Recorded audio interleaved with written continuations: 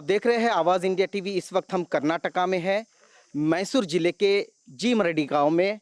आप देखेंगे इस तरह के बाबा साहब के पोस्टर, बुद्ध और बसवेश्वर अन्ना के पोस्टर्स आपको दिखा देंगे। एक बड़ी चेतना अंबेडकर समाज में यहाँ दिखाई देती है और यहीं से, इसी कॉन्स्टिट्यूएंसी से, इसी क्षेत्र से डॉक्टर जी कृष्णमूर्ति यहाँ से बीएसपी के कंस्ट्रक्टर है, उम्मीदवार है। उनसे हम बात करेंगे। डॉक्टर साहब, जय भीम। जय भीम, जय भीम सर। जय भीम।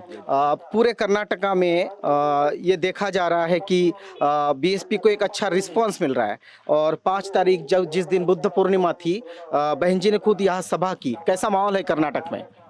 बहुत अच्छा माहौल है कर्नाटक में। जो अभी 75 जो ईयर्स से कांग्रेस का सरकार देखे हैं, लगभग 45 ईयर्स कांग्रेस इधर रूल किए हैं। उसके बाद जनता दल जो है 20 साल कर्नाटक में जो अपना सरकार चलाया है, और 2 बार बीजेपी हाली जो सरकार चल रहा है वो दोबारा चल रहा है, सेकेंड टाइम चल रहा है। सो सब कर्नाटक के लोग जो कांग्रेस, बीजेपी और जनता दल का सरकार देख चुके हैं, और इधर जो बेरोजगारी है उसको दूर नहीं कर पाए हैं। और इधर जो प्राइमरी स्कूल जो एजुकेशन होता है, प्राइमरी एजुकेशन जो बहुत महंगा है। जो गवर्नमेंट स्कूल में एलकेजी, यूकेजी या कंप्यूटर कोर्स नहीं होने के कारण आज गरीब लोग भी अपने बच्चों को जो है प्राइवेट कॉन्वेंट में जी। डोनेशन देकर वो पढ़ाया जा रहा है। इससे क्या हो रहा है, लोग ऊब आकर, यानी इन तीनों पार्टियों से थोड़ा लोगों के मन में वो विरोध है। जी। विरोध है। इसलिए मुझे लगता है आने वाले समय में बहुजन समाज पार्टी कर्नाटक में सबसे बड़ी पार्टी होकर उभरेगा। बिल्कुल। यहाँ अलग अलग चुनावी मुद्दे हैं, जैसे कि कांग्रेस का चुनावी मुद्दे है 40% कमीशन, भ्रष्टाचार। बीजेपी के अपने अलग मुद्दे हैं। बीजेपी अब हिंदुत्व पर आ गई है, बीजेपी अब बजरंग दल और बजरंग बली पर आ गई है। बीजेपी विकास में मुद्दा, बीएसपी के पास इस चुनाव में क्या मुद्दे हैं जिसके बल पर वो यहाँ लड़ रही है? हम लोग हेल्थ, एजुकेशन एंड एम्प्लॉयमेंट के हिसाब से चुनाव लड़ रहे हैं। जी।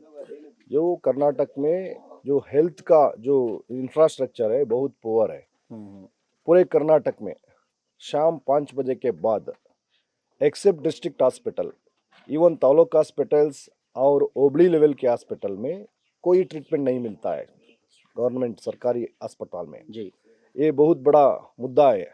हम लोग इधर लोगों को वादा कर रहे हैं, जब यूपी में बहन जी की सरकार थी तब उन्होंने एक ऐसा योजना लेके आई थी कि मोबाइल क्लिनिक।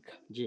वो मोबाइल क्लिनिक के द्वारा जो मरीज होते हैं या गरीब, यानी गरीब के लोगों घर के पास जाकर ट्रीटमेंट देने की व्यवस्था की थी। जी।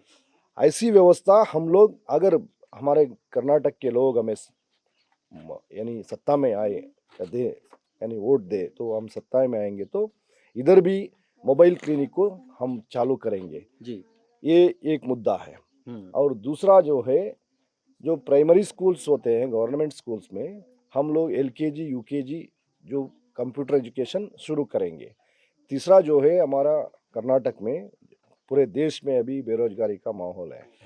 सो हम लोग वादा कर रहे हैं कि जो अगर हम लोग सत्ता में आ जाए, लगभग 2.5 लाख गवर्नमेंट नौकरी जो है कर्नाटक के खाली है, हम उसको फुलफिल करेंगे। जी। दूसरी बात यह है, जो इंडस्ट्रियल एरिया, हर असेंबली में इंडस्ट्रियल एरिया का जो हम निर्माण करके लोगों को अपने गांव के पास, यानी अपने तालुका के अंदर ही उनको रोजगार देने की वादा कर रहे हैं। जी। इसके अलावा कर्नाटक में जो है, जो गरीब लोगों को जो साइट देना, यानी मकान बनाने के लिए जगह नहीं है। 20 साल 25 साल से लोगों को मकान बनाने के लिए जगह नहीं मिल रहा है गाँव, रूरल एरिया में। अगर ये लोग अगर सत्ता में हम आएंगे तो हम जीतेंगे, तो ज़रूर उनको 1 साल के अंदर सब लोगों को जगह दे देंगे मकान बनाने के लिए।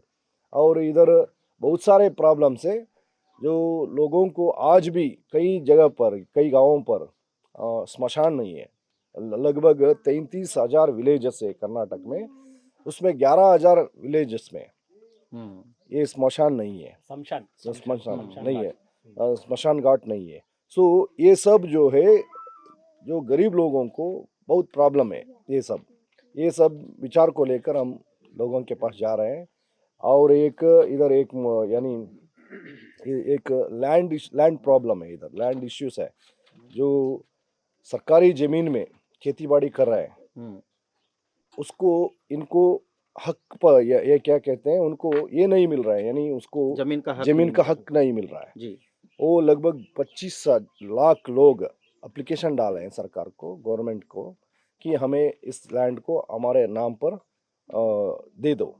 लेकिन कोई सरकार अभी तक गरीबों के लिए जमीन नहीं देने की नहीं दिया है। बिल्कुल। ये सब जो है ये मामला जो है, इसको लेकर हम लोगों के पास जा रहे हैं। हम नेगेटिव नहीं जा रहे हैं। लोगों के बीच में जो जाति को लेकर, धर्म को लेकर कांग्रेस बीजेपी के लोग जो चुनाव का जो माहौल बना रहे हैं, उससे अलग करके रियली जो डेवलपमेंट की बात, जो हम लोग डेवलपमेंट की बात कर रहे हैं, ह्यूमन डेवलपमेंट की बात कर रहे हैं, जो बाबा साहब अम्बेडकर की जो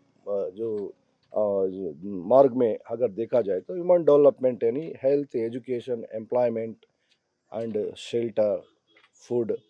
ये अभी भी कर्नाटक में देखिए, राजनीति चल रहा है फूड के बारे में। यानी कर्नाटक में जो कांग्रेस वाले वादा कर रहे हैं कि हम 10 किलो चावल देंगे, अभी 5 किलो मिल रहा है, 10 किलो चावल दे देंगे। बीजेपी भी यही नाटक पर आ गए हैं कि हम 5 किलो चावल के साथ, और सिरीधान्या कहते हैं ना, क्या कहते हैं, मिलेट्स को 5 किलो दे देंगे। कहाँ मिलता है मिलेट्स उतना? ठीक है, वो अभी भी जो चावल को लेकर यहाँ राजनीति चल रहा है। हम लोग ये इस बात को अलग हटकर बात कर रहे हैं। हमें चावल की बात छोड़ दीजिए, रोजगार चाहिए लोगों को। रोजगार की बात कर रहे हैं हम लोग, और हेल्थ की बात कर रहे हैं हम लोग, और जो जमीन की बात कर रहे हैं, मकान की बात कर रहे हैं। ये हमारा मुद्दा है। बिल्कुल। ये देखा जाता है कि पूरे दक्षिण भारत में, कर्नाटक में भी मनी और माफिया बहुत खेला जाता है। कांग्रेस भी मनी और माफिया के साथ खेलती है। बीजेपी तो ऑलरेडी बहुत पैसा और माफिया या खड़ा कर दी है। बीएसपी के पास क्या ताकत है कि उनके मनी और माफिया को बीएसपी कर्नाटक में टक्कर दे? देखिए, माननीय और दादा साहेब कांशीराम जी ने जो बीएसपी को शुरू किए कि ये मनी मीडिया माफिया के खिलाफ जो हम लोग हमारे लोगों को जागृत कर रहे हैं, अपने मतदान जो वोट का हक जो है उसके बारे में हम जागृत करके वो सचेत कर रहे हैं। और उसका नतीजा अच्छा भी है। जो युवा होते हैं, जो पढ़े लिखे लोग हैं और गरीब लोग हैं, उनको अपने मताधिकार का जो इम्पोर्टेंस वो जानने लगा है। इसलिए मुझे लगता है ज़्यादा दिन कांग्रेस, बीजेपी और जनता दल का ये नाटक नहीं चलेगा, ताकि लोग जागृत हो रहा है। मुझे आज ये इस बात पर ओपनली मैं मीडिया के सामने कह रहा हूँ, 75 ईयर से आप लोगों को, 75 साल से आप लोगों का ही सरकार चला है कर्नाटक में या देश में। आज भी आप लोग चुनाव में मनी मीडिया माफिया का इस्तेमाल कर रहे हैं, तो इसका मतलब क्या है? वो कंप्लीटली फेल्यूर है। कांग्रेस हो, बीजेपी हो, जेडीएस हो, इन कर्नाटका जो फेल्यूर है। और देखिए, बीजेपी जो सबसे बड़ी पार्टी बोल रहा है इधर कर्नाटक में, प्रधानमंत्री 25-30 रैली अटेंड कर रहे हैं। अगर इधर बीजेपी सरकार 3 से 4 साल से है कर्नाटक में, अगर ये गरीबों का विकास के लिए, जो युवाओं का विकास के लिए अगर काम किया होता, प्रधानमंत्री इधर आने की क्या जरूरत था? और कांग्रेस हो या बीजेपी हो, ये फिल्म एक्टर और एक्ट्रेस के ऊपर डिपेंड कर रहे हैं अभी, ताकि इनको मालूम है ये लोग फेल्यूर हो गए हैं, इसलिए इनके जो शक्ल देखकर लोग वोट नहीं देंगे, इसलिए फिल्म एक्टर्स को भी लेके आ रहे हैं। ये उनका दुर्दशा है कर्नाटक जी में। बिल्कुल। एक आखिरी मुद्दा है, आखिरी सवाल है। अगर बीएसपी कर्नाटक में कुछ अच्छा करती है और कुछ सीटें आती है और वो किंग मेकर की भूमिका में रहती है, तो बीएसपी बीजेपी की तरफ जाएगी या कांग्रेस की तरफ जाएगी? नहीं, ये हमारी लेवल की बात नहीं है, बहन जी के लेवल की है। जो भी बहन जी का आदेश होगा हम पालन करेंगे। हम लोग, ये बहन जी क्लियरली बोल चुकी है कि हम बीजेपी के साथ नहीं जाएंगे। हम जो कांग्रेस बीजेपी से अलग रहकर जो तीसरा जो जो कर्नाटक में तीसरी शक्ति बनकर रहेंगे और अल्टरनेटिव पॉलिटिक्स करेंगे। जी ये जो भी हो वो बहन जी का आदेश पर हो जाएगा। बिल्कुल, जो भी होगा वो बहन जी के आदेश के साथ होगा। कर्नाटक का एक गाँव और डॉक्टर साहब हमसे बातचीत कर रहे थे कि किस तरह कर्नाटक की पार्श्वभूमि है, पॉलिटिकल पार्श्वभूमि और बीएसपी कितने दमखम के साथ यहाँ चुनाव लड़ रही है।